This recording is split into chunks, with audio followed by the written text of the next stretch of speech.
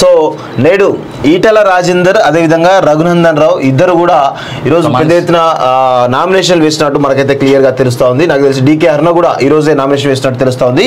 So ముగ్గురు కీలకమైనటువంటి వ్యక్తులు ఈరోజు భారతీయ జనతా పార్టీ సంబంధించినటువంటి వాళ్ళు చాలా పెద్ద ఎత్తున నామినేషన్ వేస్తున్నట్టు చాలా క్లియర్ గా మనకైతే తెలుస్తా ఉంది. ఆ తర్వాత ఇక రేపు ఎల్లుండి దాదాపు 24th వరకు ఈ నామినేషన్ల ప్రక్రియ మొత్తం కూడా రోజుల వారీగా, అంటే ఈ రోజు ఒక ముగ్గురు అయితే రేపు ఇద్దరు, ఎల్లుండి ముగ్గురు, అట్లా 24వ తారీఖు వరకు కూడా భారతీయ జనతా పార్టీ అయితే చాలా స్పష్టంగా ప్రణాళికబద్ధంగా ముందుకు పోతామని తెలుస్తుంది. వాళ్ళ ప్రమాణ స్వీకారానికి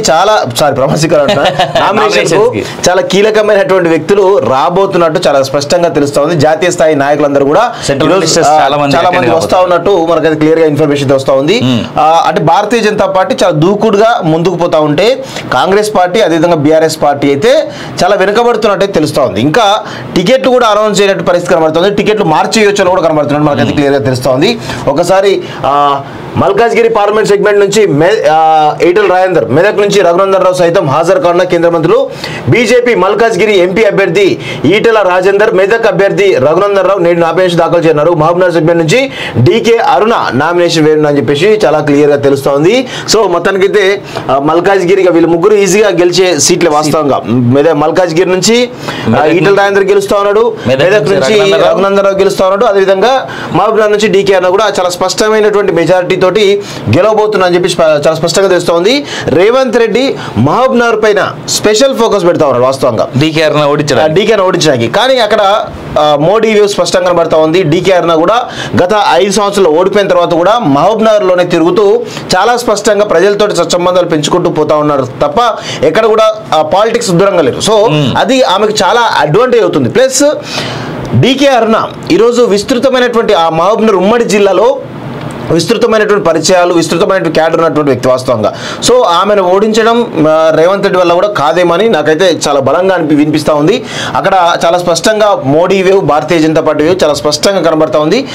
నేను ఇంతకుముందు కూడా చెప్పాను చాలాసార్లు, మోడీ వేవ్తో పాటు వ్యక్తిగతమైనటువంటి ఇమేజ్ కనుక గ్రౌండ్లో ఉంటే కనుక ఆ అభ్యర్థి చాలా సులువుగా గెలిచేటువంటి అవకాశాలు అయితే ఉంటాయి వాస్తవంగా.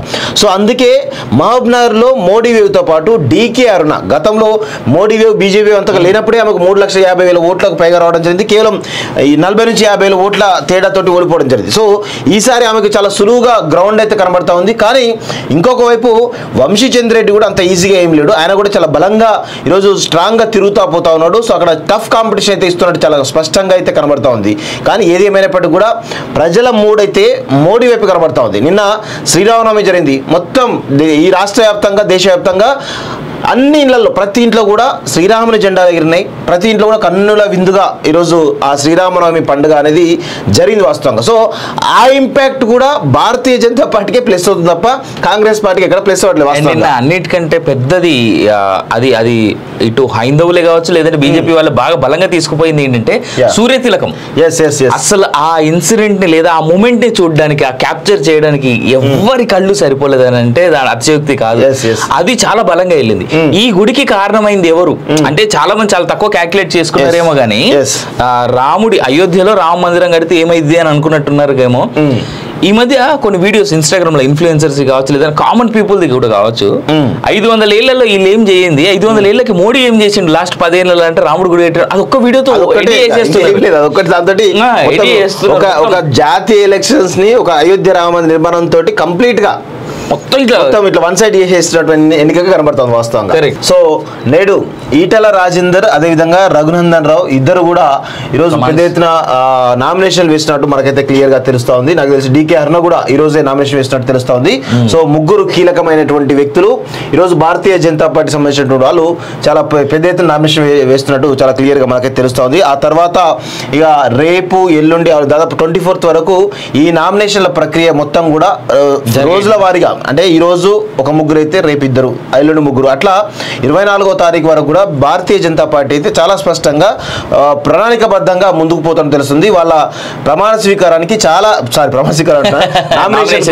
చాలా కీలకమైనటువంటి వ్యక్తులు రాబోతున్నట్టు చాలా స్పష్టంగా తెలుస్తా ఉంది. జాతీయ స్థాయి నాయకులందరూ కూడా చాలా మంది వస్తా ఉన్నట్టు మనకైతే క్లియర్ గా ఇన్ఫర్మేషన్ వస్తా ఉంది. అంటే భారతీయ జనతా పార్టీ చాలా దూకుడుగా ముందుకు పోతా ఉంటే కాంగ్రెస్ పార్టీ అదేవిధంగా బీఆర్ఎస్ పార్టీ అయితే చాలా వెనుకబడుతున్నట్టు రాబోతున్నట్టే తెలుస్తా ఉంది. ఇంకా టికెట్లు కూడా అనౌన్స్ చేయనట్టు పరిస్థితి కనబడుతుంది. టికెట్లు మార్చేయొచ్చు కూడా కనబడుతున్నట్టు మనకైతే క్లియర్గా తెలుస్తా ఉంది. ఒకసారి మల్కాజ్గిరి పార్లమెంట్ సెగ్మెంట్ నుంచి ఈటెల రాజేందర్, మెదక్ నుంచి రఘునందన్ రావు సైతం హాజరు కానున్న కేంద్ర మంత్రులు. బీజేపీ మల్కాజ్గిరి ఎంపీ అభ్యర్థి ఈటెల రాజేందర్, మెదక్ అభ్యర్థి రఘునందన్ రావు నేడు నామినేషన్ దాఖలు చేయన్నారు. మహబూబ్నగర్ సెగ్మెంట్ నుంచి డీకే అరుణ నామినేషన్ వేయను అని చెప్పేసి చాలా క్లియర్ గా తెలుస్తా ఉంది. సో మొత్తానికైతే మల్కాజ్గిరిగా వీళ్ళు ముగ్గురు ఈజీగా గెలిచే సీట్లే వాస్తవంగా. మల్కాజ్గిరి నుంచి ఈటెల రాజేందర్ గెలుస్తా ఉన్నాడు, మెదక్ నుంచి రఘునందన్ రావు గెలుస్తా ఉన్నాడు, అదేవిధంగా మహబూబ్నగర్ నుంచి డీకే అరుణ కూడా చాలా స్పష్టమైనటువంటి మెజారిటీ తోటి గెలవబోతున్నా అని చెప్పి చాలా స్పష్టంగా తెలుస్తోంది. రేవంత్ రెడ్డి మహబూబ్నగర్ పైన స్పెషల్ ఫోకస్ పెడతా ఉన్నాడు వాస్తవంగా డీకే అరుణ ఓడించడానికి. కానీ అక్కడ మోడీ వ్యూ స్పష్టంగా కనబడతా ఉంది. డీకే అరుణ కూడా గత 5 సంవత్సరాలు ఓడిపోయిన తర్వాత కూడా మహబూబ్నగర్ లోనే తిరుగుతూ చాలా స్పష్టంగా ప్రజలతో సత్సంబంధాలు పెంచుకుంటూ పోతా ఉన్నారు తప్ప ఎక్కడ కూడా పాలిటిక్స్ దూరంగా లేరు. సో అది ఆమెకు చాలా అడ్వాంటేజ్ అవుతుంది. ప్లస్ డీకే అరుణ ఈరోజు విస్తృతమైనటువంటి ఆ మహబూబ్నగర్ ఉమ్మడి జిల్లాలో విస్తృతమైనటువంటి పరిచయాలు, విస్తృతమైనటువంటి క్యాడర్ ఉన్నటువంటి వ్యక్తి వాస్తవంగా. సో ఆమెను ఓడించడం రేవంత్ రెడ్డి వల్ల కూడా కాదేమని నాకైతే చాలా బలంగా వినిపిస్తూ ఉంది. అక్కడ చాలా స్పష్టంగా Modi wave, Bharatiya Janata party wave చాలా స్పష్టంగా కనబడతా ఉంది. నేను ఇంతకుముందు కూడా చెప్పాను చాలాసార్లు, మోడీ వేవ్తో పాటు వ్యక్తిగతమైనటువంటి ఇమేజ్ కనుక గ్రౌండ్లో ఉంటే కనుక ఆ అభ్యర్థి చాలా సులువుగా గెలిచేటువంటి అవకాశాలు అయితే ఉంటాయి వాస్తవంగా. సో అందుకే మహబూబ్నగర్లో మోడీ వేవ్తో పాటు డీకే అరుణ, గతంలో మోడీ వేవ్ బీజేపీ అంతగా లేనప్పుడే ఆమెకు 3,50,000 ఓట్లకు పైగా రావడం జరిగింది. కేవలం ఈ 40 నుంచి 50,000 ఓట్ల తేడాతోటి ఓడిపోవడం జరిగింది. సో ఈసారి ఆమెకు చాలా సులువుగా గ్రౌండ్ అయితే కనబడతా ఉంది. కానీ ఇంకొక వైపు వంశీచంద్ర రెడ్డి కూడా అంత ఈజీగా ఏం లేడు. ఆయన కూడా చాలా బలంగా ఈరోజు స్ట్రాంగ్గా తిరుగుతూ పోతా ఉన్నాడు. సో అక్కడ టఫ్ కాంపిటీషన్ అయితే ఇస్తున్నట్టు చాలా స్పష్టంగా అయితే కనబడతా ఉంది. కానీ ఏది ఏమైనప్పటికీ కూడా ప్రజల మూడ్ అయితే మోడీ వైపు కనబడతా ఉంది. నిన్న శ్రీరామనవమి జరిగింది. మొత్తం ఈ రాష్ట్ర వ్యాప్తంగా, దేశవ్యాప్తంగా అన్ని ఇళ్లలో, ప్రతి ఇంట్లో కూడా శ్రీరాముని జెండా ఎగిరినాయి. ప్రతి ఇంట్లో కూడా కన్నుల విందుగా ఈరోజు ఆ శ్రీరామనవమి పండుగ అనేది జరిగింది వాస్తవంగా. సో ఆ ఇంపాక్ట్ కూడా భారతీయ జనతా పార్టీకే ప్లస్ అవుతుంది తప్ప కాంగ్రెస్ పార్టీకి ఎక్కడ ప్లస్ అవ్వట్లేదు. అన్నిటికంటే పెద్దది అది ఇటు హైందవులే కావచ్చు, లేదంటే బీజేపీ వాళ్ళు బాగా బలంగా తీసుకుపోయింది ఏంటంటే సూర్య తిలకం. అసలు ఆ ఇన్సిడెంట్ ని లేదా ఆ మూమెంట్ ని చూడడానికి, ఆ క్యాప్చర్ చేయడానికి ఎవరి కళ్ళు సరిపోలేదని అంటే దాని అతిశయోక్తి కాదు. అది చాలా బలంగా వెళ్ళింది. ఈ గుడికి కారణమైంది ఎవరు అంటే చాలా మంది చాలా తక్కువ క్యాల్కులేట్ చేసుకున్నారేమో గానీ, రాముడి అయోధ్యలో రామ మందిరం కడితే ఏమైంది అని అనుకున్నట్టున్నారు ఏమో.